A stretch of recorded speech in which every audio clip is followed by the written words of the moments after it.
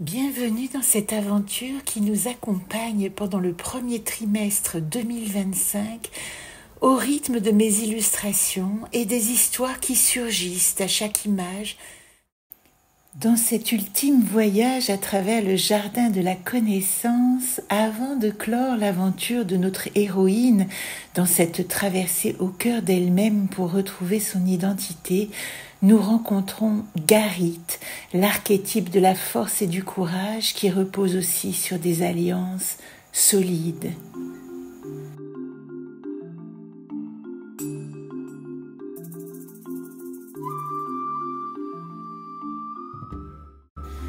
Au terme de ces pérégrinations au cœur d'elle-même, c'est un paysage à la Desnos qui l'accueille.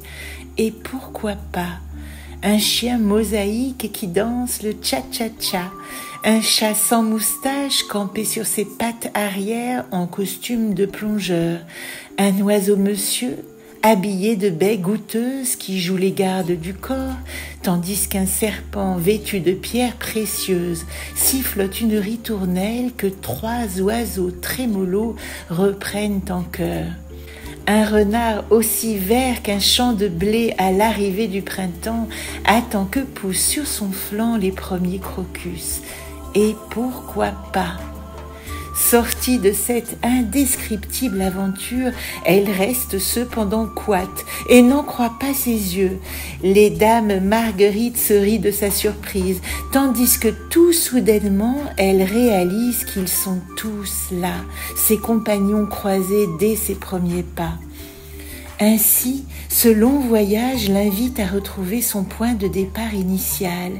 N'est-il pas dit que nous sommes assis sur notre trésor, mais qu'y accéder nous demande de partir en quête de nous-mêmes dans d'autres contrées pour pouvoir le retrouver?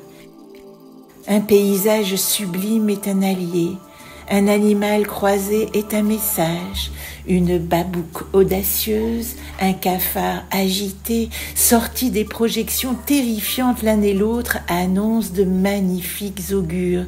Retisser la toile de ses désirs, chantonne l'une, laisser sortir des profondeurs les cauchemars et leur permettre de se disperser dans le lointain jusqu'à disparaître, murmure le second. Et souvent c'est au seuil du départ que les alliés sortent des bois.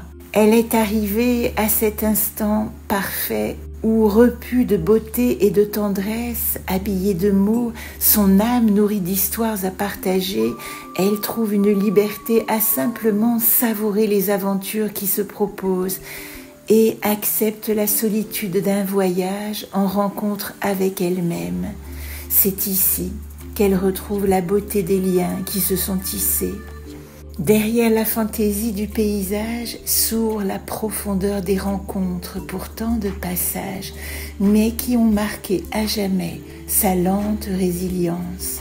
Dans ce monde de cordes où toute particule s'entremêle et tisse des liens insoupçonnés, elle retrouve une mémoire qui n'est pas le souvenir du passé, mais plutôt le récit d'un livre immémorial qui lui raconte son histoire hors du temps et de l'espace.